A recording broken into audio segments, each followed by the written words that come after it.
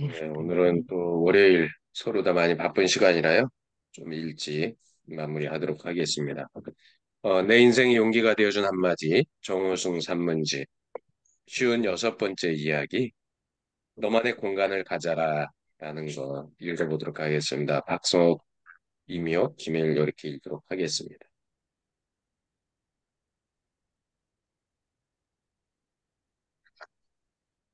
박수환 교수님 읽으세요. 네, 나만의 공간을 가져라. 어릴 때 나만의 방을 갖는 게 소원이었습니다. 미나 미녀 중 셋째인 제게 방이 따로 주어질 가정 형편은 아니어서 늘 형의 방에서 형과 함께 지냈습니다. 그러다가 고등학교 때 제 방이 하나 주어졌습니다. 의대생이던 형이 입주 가정교사 생활을 하기 위해 집을 떠남으로써 다행히 제 방이 생긴 것입니다. 그때 얼마나 좋았는지 모릅니다. 밤늦게까지 라디오를 듣거나 헌책방에서 사온 문학 잡지를 읽거나 끙끙대며 식쓰기에 몰두했습니다. 나만의 공간에서 나만이 느끼는 아늑한 자유로움이 저를 점차 문학 소년으로 이끌어 갔습니다. 그때 이후 지금까지 제 방, 즉 나만의 공간이 없었던 적은 없습니다. 크지는 않았지만 늘 책상과 의자와 책이 있는 제 방이 있었습니다. 저는 제 방에서 문학을 꿈꾸었으며 제 방에서 인생의 빛과 어둠을 이해하려고 노력했습니다. 제 방은 저의 또 다른 모습으로 제 방이 없는 저 자신을 생각할 수 없습니다. 제 방은 단순히 물리적 공간이 아니라 언제나 어머니 품속 같은 존재로 힘들 때나 슬플 때 그 품속에서 안식과 평화를 얻곤 했습니다. 고독을 사랑할 줄 알아야 한다. 너만의 공간을 가져라. 그 공간에 하느님이 계시면 좋겠고, 어느 책에서 한 수사님이 하신 말씀을 우연히 읽게 되었습니다. 아니, 나만의 공간이 있잖아, 내 방이라는. 처음에는 그런 생각이 들었지만, 너만의 공간이란 내면의 공간, 즉, 제 영혼의 공간을 의미한다는 것을 알 수 있었습니다. 나만의 방이라는 물리적 공간이 영혼의 공간으로 변화되어야만 공간으로서의 진정한 가치를 지닐 수 있다는 의미였습니다. 영혼이 공간에 영혼의 공간이 있어야만 진정 홀로 있을 수 있으며 진정 홀로 있어야 자신을 들여다볼 수 있다는 말씀입니다. 안 들려요, 박성 교수님. 마이크 꺼져 있어. 네, 언젠가 두공이 흙으로 사발을 만드는 과정을 옆에서 지켜본 적이 있었습니다. 도공은 그릇의 형태를 만드는 것 같았지만 실은 그릇의 빈 공간을 만들고 있었습니다. 바로 그 공간이 있음으로써 쓸모 있는 그릇으로 완성되었습니다. 제가 하나의 그릇이라면 나라는 사발에 나만의 빈 공간이 얼마나 있는지 행여 아무것도 담을 수 없을 정도로 꽉 차 있는 것은 아닌지 염려스럽습니다. 그래서 저는 지금 제 물리적 공간 속에 영혼의 공간이 형성될 수 있도록 노력하고 있습니다. 음, 제가 법정 스님을 존경해 마지 않는 까닭은 법정 스님께서 평생 나만의 공간을 가졌다는 점입니다. 법정 스님은 순천 송강사에 계실 때는 불임암에 홀로 계셨으며 입적하시기 전까지는 오대산 어느 오두막집에 홀로 기거하셨습니다. 왜 그러셨을까? 요, 그것은 자기만의 공간을 가지기 위해서일 것입니다. 자기만의 공간 속에 있어야 내면이라는 공간을 들여다볼 수 있고 그 공간을 들여다볼 수 있어야 고독과 만날 수 있기 때문일 것입니다. 만일 법정 스님께서 고독과 만날 수 있는 나만의 공간을 마련하지 않았다면 그 공간 속에 부처님의 말씀 또한 제잡기 어려웠을 것입니다. 인생에서 자기만의 공간을 지닌다는 것은 이처럼 중요한 덕목입니다. 그러한 공간이 있어야만 진정 자신을 들여다볼 수 있는 고독과 만나게 됩니다. 파블로 피카소가 고독이 없다면 그 어떤 것도 만들어질 수 없다고 한 까닭도 바로 거기에 있다고 생각됩니다.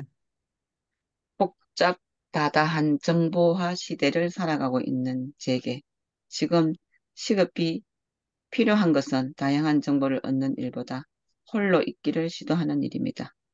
아무 말도 하지 않고 아무런 행위도 하지 않고 홀로 고요히 시간을 보내는 일이 이제 제게도 필수가 되었습니다.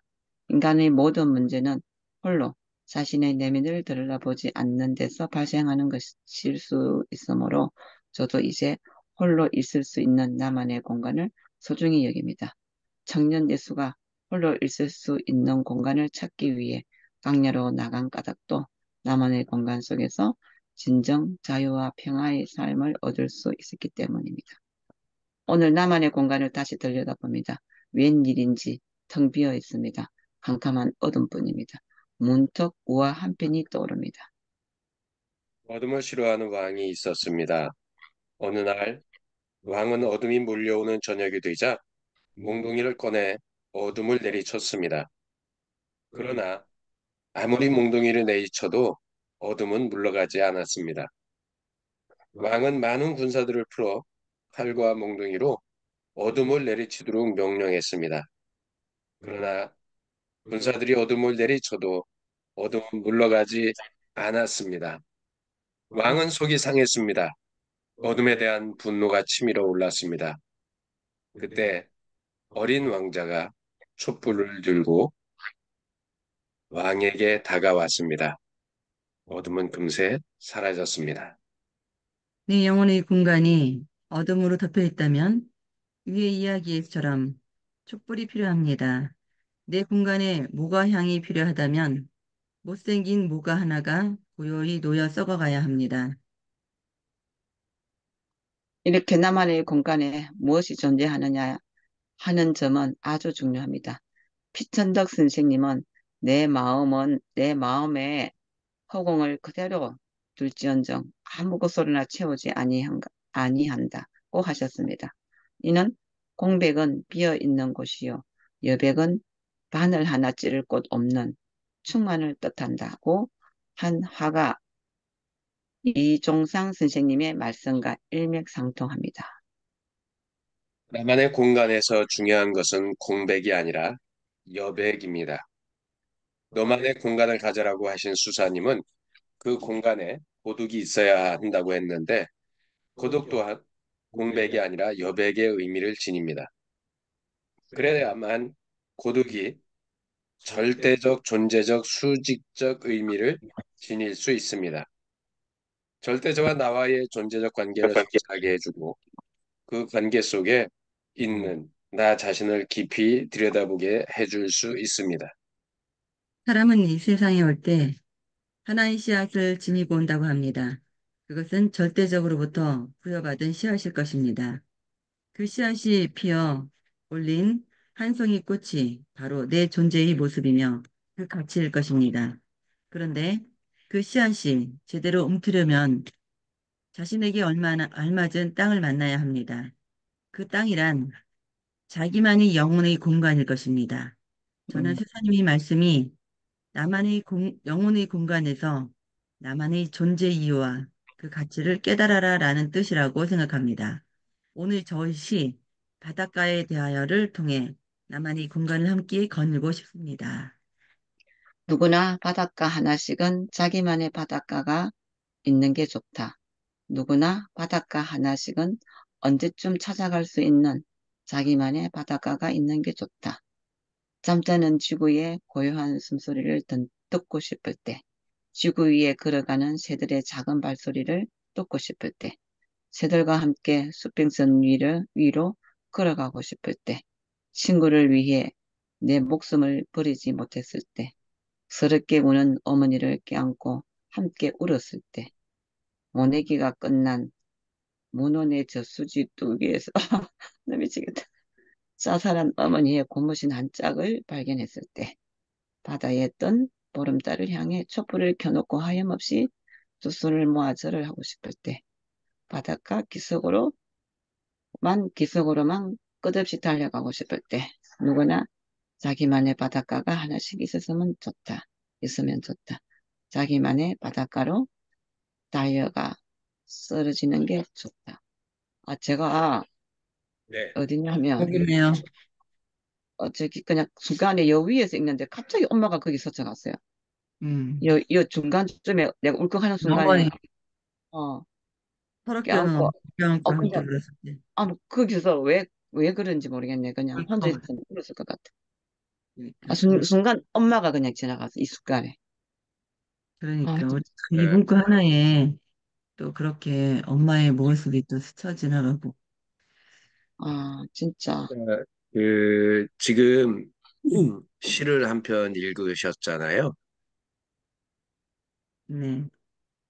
네. 근데 그 시 속에서 지금 이제 그 느끼는 게 독자들마다 다 다르다고 합니다. 그러니까 그거를 보면 그거를 보면 뭐를 알 수 있냐면 시라는 것은 정호승 시인은 그렇게 이야기를 하더라고요. 많은 음, 사람들이 시를 어떻게 이해할 수 있나요? 라고 물을 때 정호성 시인은 그렇게 이야기를 하더라고요. 시인의 마음에서 시를 읽는다는 것은 불가능하다. 음, 그 사람이 어떤 상황에서 어떤 형편에 썼는지 내가 그걸 어떻게 아냐? 누가 설명을 해준다면 당연히 알 수가 있겠지만 음, 그렇지 않으면 알 수가 없는 게 시다. 그래서 음. 시는 어떻게 읽어야 되느냐 하면 어떻게 읽어야 되겠어요? 그냥 읽어야죠, 뭐. 이 느낌 사람이 오는 대로. 그러니까 자기가 느끼는 대로. 그러니까 있는 삶. 독자가 마음속에 느껴지는 대로 그거를 해석하고 받아들이면 된대요. 근데 사람들이 진짜 뭐 이렇게 그 문학적으로 학교에서 수업하듯이 가르치는 사람들은 어쩔 수 없어요. 그 저자가 그 안에서 담고 있는 진정한 뜻이 무엇인지를 알아야 되겠지만 그렇지 않고 일반적으로는 내가 시를 제가 보내드린 그 우리 강의 요약본에 보면 이런 질문이 있어요. 아침마다 시 한 편을 읽는다. 어떻게 하면 잘 읽을 수 있을까요? 음, 이렇게 했을 때 여기에 보면 시를 읽는다는 것은 이해는 시인의 마음으로 이해가 어렵다. 읽으면서 내 마음속에 투영되는 것이다. 시는 읽는 사람의 것이다. 다른 사람의 시를 내 마음대로 읽는다. 어떤 구절을 읽으면서 나도 그랬는데 내 생각이 중요하다. 음, 이런 이야기를 하고 있어요. 그래서 아마 지금 그러니까 이미옥 선생님은 이 시를 읽으면서 어머니를 막 떠올렸을 수 있고요. 또 저도 이렇게 나만의 그 시간을 가져야 된다라고 하는 그런 생각에서 뭐 어머니의 생각이 막 떠오르진 않았지만 그러네. 누군가 바닷가 하나씩은 자기만의 바닷가가 있는 게 좋겠다. 이게 정호승 시인이 또 이야기하는 것 중에서 하나가 세상에서 다른 것 소중하다고 해도 이것보다 소중한 건 없다. 그게 바로 나 자신이다. 라고 이야기를 하는 것을 이렇게 우리가 볼 수가 있습니다. 그래서 그런 부분들을 아마 이해하고 들을 수 있다라면 또 다른 나를 발견할 수 있지 않을까. 음, 그러니까 여기에 나만의 우리 354쪽에 나만의 공간에서 중요한 것은 공백이 아니라 여백이라고. 음, 너만의 공간을 가져라고 하신 그 수사님이 이야기한 게 그 공간이 고독이 있어야 된다라고. 우리는 고독하면 되게 힘들다라고 생각을 했는데 그래서 이 여백 하면은 우리 정동원 음. 예, 노래 있잖아요. 여백. 이렇게 여백 맞죠. 갑자기 생각이 났어. 그래서 제가 찾아봤어요. 여백 가사를 정확하게 한번 음, 읽어볼게요. 가사 저기를 정동원 여백. 여백. 얼굴이 잘생긴 사람은 늙어가는 게 슬프겠지. 아무리 화려한 옷을 입어도 저녁이면 벗게 되니까. 내 손에 주름이 있는 건 길고 긴 내 인생의 훈장이고, 마음에 주름이 있는 건 버리지 못한 욕심의 흔적. 청춘은 붉은색도 아니고, 사랑은 핑크빛도 아니더라. 마음에 따라서 변하는 욕심 속 물감의 장난이지. 그게 인생인 거야.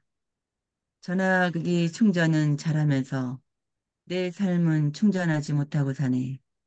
마음에 여백이 없어서 인생을 쫓기듯 그렸네.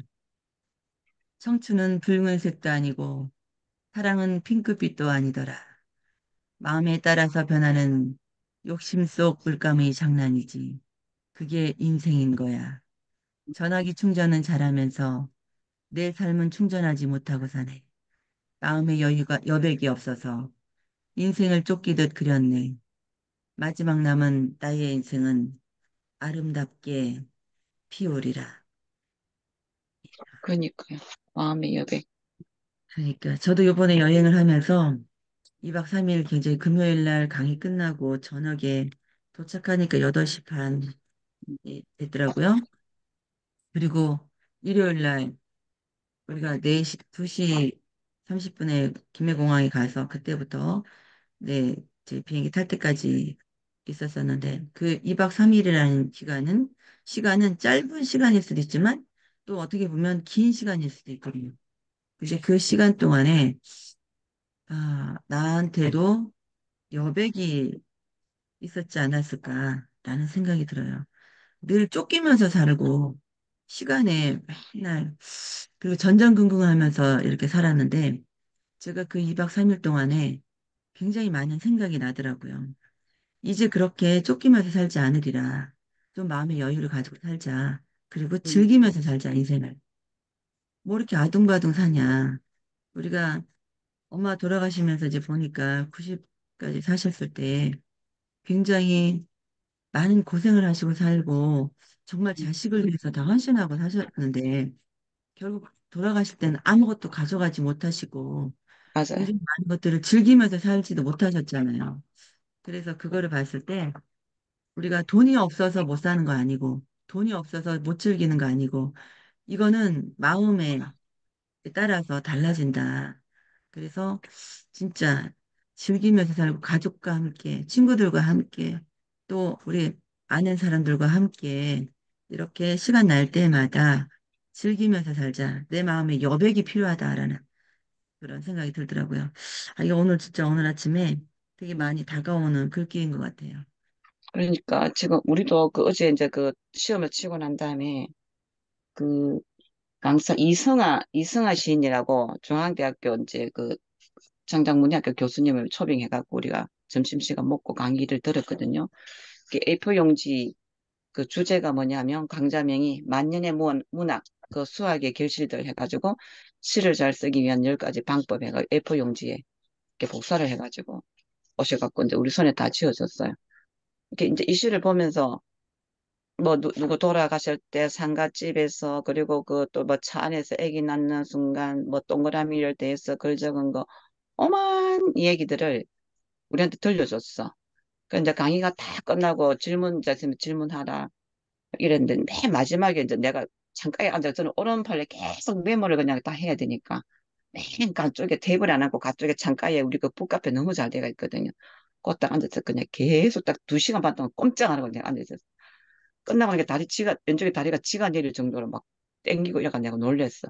근데 이제 학과장님이 마이크를 들고 제게 오셔갖고 마지막 질문은 임미옥 쌤 좀 하세요 이러는 거야. 그 내가 뭐 당황하지 않고 이제 막 하고 앞에 사람 이야기 끝나지 않아갖고 이제 딱 당황했어. 그래 저는 오늘 교수님 강의를 듣고 제가 딱 했는 말이 지금 기억이 나요.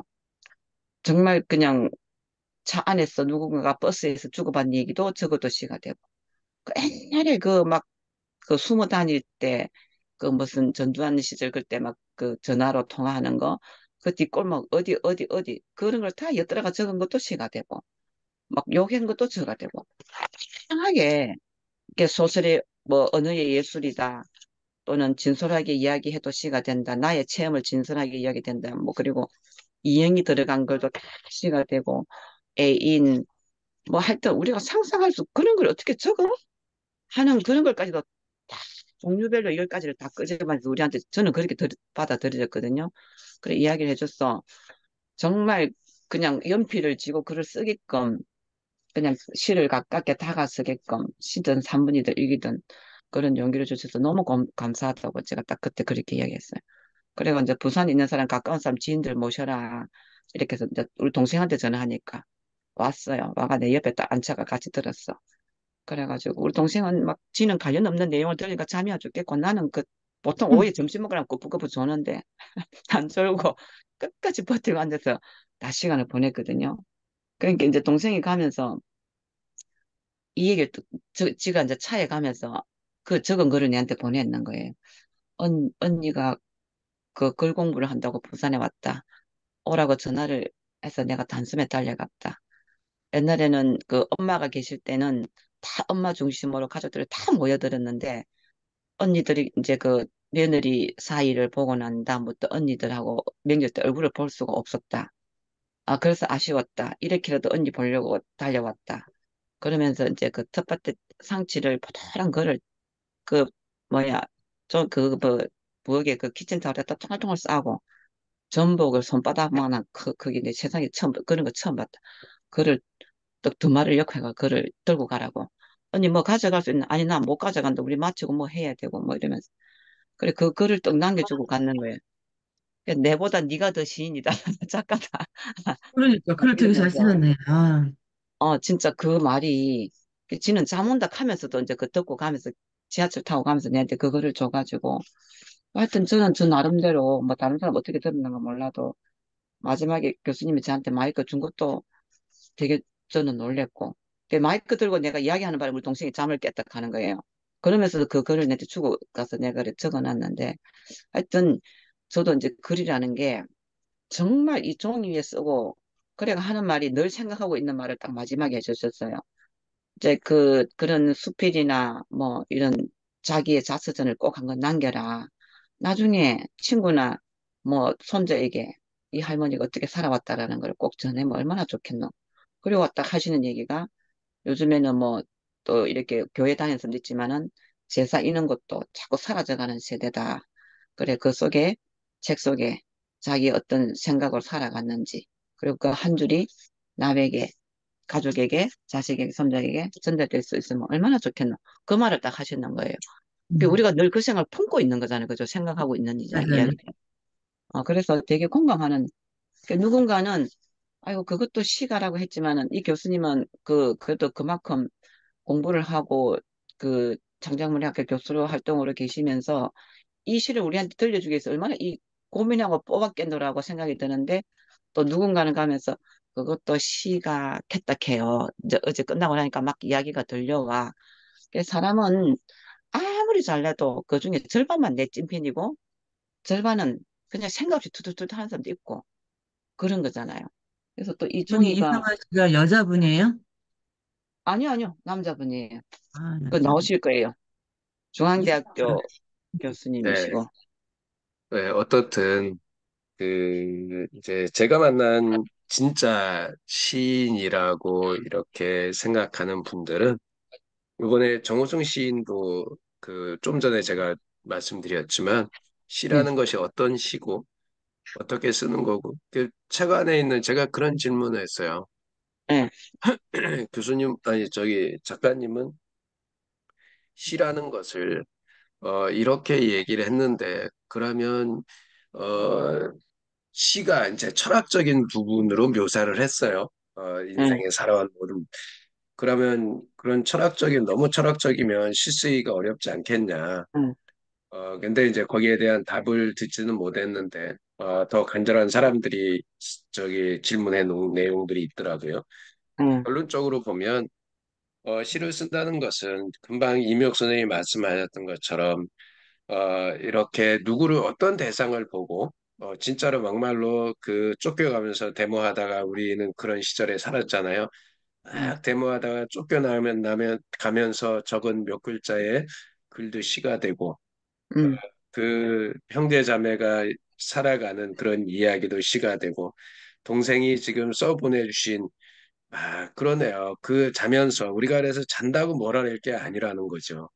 자면서 들을 거 다 듣고, 그죠? 그리고 이렇게 자기가 들었던 그 한 분야를, 어, 이렇게 보내주고, 예?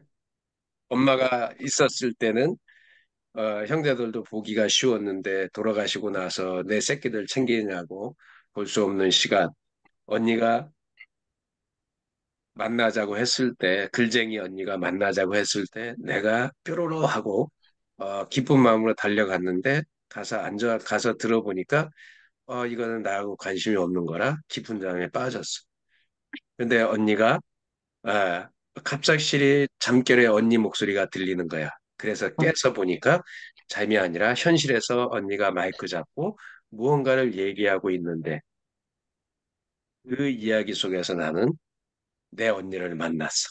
뭐 이거 이러면서 글을 쓰는데 그 한번 써준 거네. 언니가 그냥 말로 우리들한테 나 지금 작가야, 나 글을 쓰는 거야, 쓰는 사람이야 라고만 들었었는데 실제로 수업하는 그 현장에 와서 같이 들으면서 진짜로 내 언니가 진짜 작가구나, 진짜 시인이구나, 진짜 그런 문학인의 길을 가고 있구나라는 것을 옆에서 봤잖아요. 글이 나와서 책으로 보여준 거하고요. 실제로 그런 활동을 하는 것을 보는 것은 차이가 진짜 어마어마하게 큰데, 음, 그거를 저는 진짜 감동인 게 뭐냐면 그런 상황에서 그거를 흘려보내지 않고 마지막에 글을 한 줄을 써서 언니한테 피드백을 했다는 거. 이게 그분한테도 엄청 많은 여운으로 남지 않을까 그런 생각을 해봤습니다. 교수님의 그 해석이 더 다가오네요. 아까 저는 아, 있었던 걸 이야기했는데, 그걸 또 재해석해가지고 제게 들려주는 게 더 감동인데요. 참. 그러니까요. 우리 정호성 시인이 이 이야기하고 오늘 좀 마무리를 하려고 합니다. 네, 제가 우리 단톡방에 올려놨는데요. 네. 이렇게 왔어요. 한번 이거는 뭐 사람들이 봐도 괜찮아서 메일이 왔다고요? 어, 이 메일을 직접 보여드릴까요? 메일 답변이 왔어요? 뭐 답변은 오지 않겠어요. 제가 보냈는데. 그러니까요. 네. 그니까요. 영광이에요. 그죠? 영광이에요. 네, 여기에 이렇게 왔어요. 네. 제가 안녕하세요 작가님 어제 교부에서 강의 들은 생따연구소 김일입니다. 음, 제가 보낸 메일이 이제 이렇게 보냈어요. 사진을 좀 보냈고요. 같이 찍은 사진도 보냈고 음, 어제 강의 정말 잘 들어 어제 강의에서 세 가지가 마음에 와닿습니다. 음, 첫째는 지난주에 보내드린 장모님 생각이었습니다. 꽃지는 음, 언덕이라는 시를 설명해 주면서 음. 떠나보낸 어머니를 다시 만날 수 있다는 말에 가슴에 솟구치는 감정을 느꼈습니다.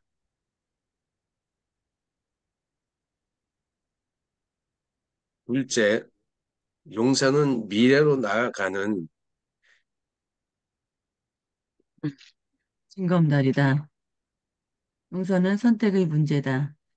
마음먹기에 따라서 얼마든지 할 수 있는 일인데 잘 안 되는 것이 인간인가 보다 했습니다.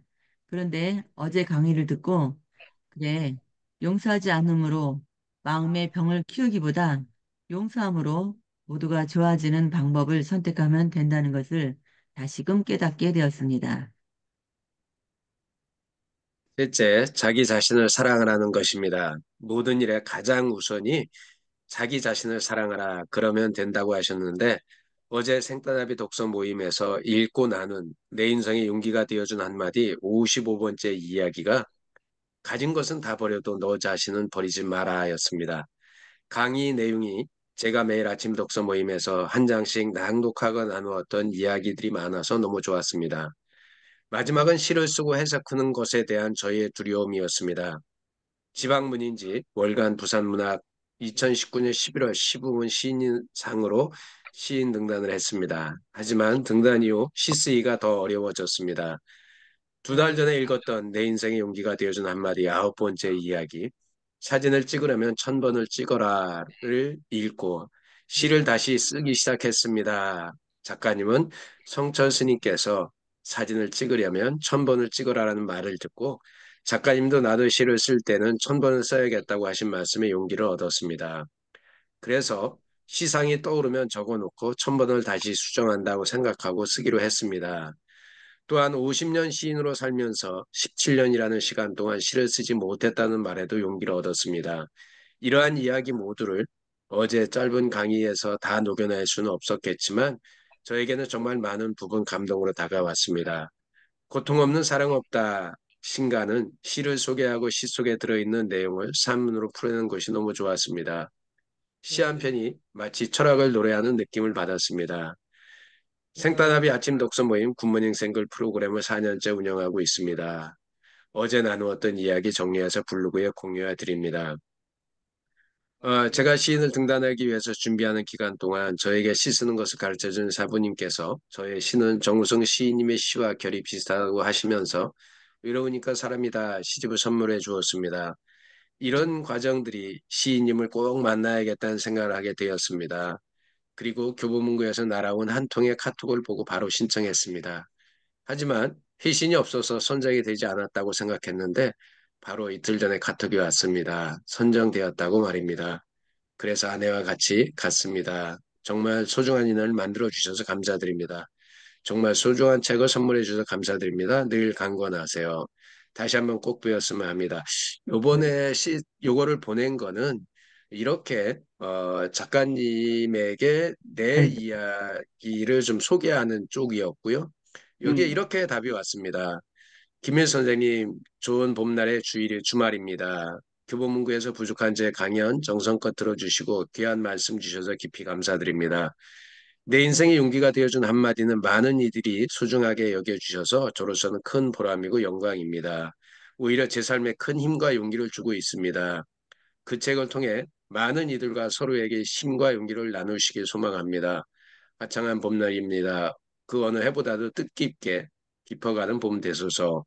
정호성 올림 요렇게 음, 해서 예, 멋진 내용을 주고받으셨다.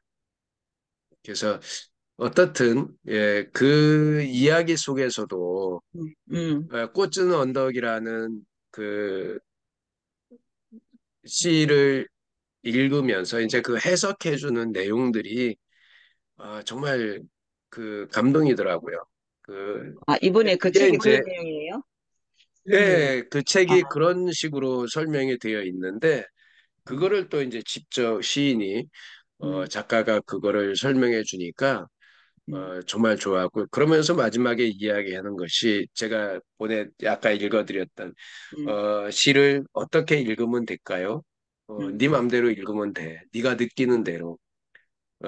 작가가 그 어떻게 썼는지 그거에 너무 고민하지 말고 너 음, 마음밭에 다가오는 조금 전에 이미옥 선생님이 바닷가에서라는 시를 읽으면서 울컥하고 그 감정이 솟구쳐 오르는 그 마음 그것을 느끼면 된다라고 이야기해서 음, 하여간 또 이제 물꼬를 텄으니까 열심히 소통을 해서 그래, 이 화이팅. 모든 게 또 좋은 새로운 멘토님을 모셔봤으면 좋겠다라는 생각을 했습니다. 어떻든 올해가 가기 전에 한번 모실 수 있도록 또 이렇게 네, 노력을 해보겠습니다. 네, 협조하겠습니다. 어떻게 하든 오늘 모셔야 됩니다. 네, 시간이 시간 많이 많아서. 돼서 네네. 여기까지 하고요. 저희 네, 사진 다들, 한번 찍고 마무리하도록 하겠습니다. 네, 사진 찍겠습니다. 왜 어떻게 나와? 하나, 감정, 왜 네, 이러지? 됐어요. 됐네요. 네, 하나, 둘, 예, 잠깐만요. 하나, 둘, 셋. 대구에는 비가 오나요? 처음이나 보네? 사람도 이쁘다. 네, 비가 살짝 와요. 그래요, 부산도 우리. 어제 출발할 때 비가 살짝 오더라고. 아마 오늘 비 온다 그랬어요. 저 음, 부산이 아니라 그 제주도. 음. 제주도 네. 이야기는 내일 하겠습니다. 네. 네, 감사합니다. 감사합니다. 네, 좋은 행복한 하루 하루 되세요. 보내세요. 네, 네. 감사합니다. 아유, 시간 많이 갔네요. 네, 감사합니다.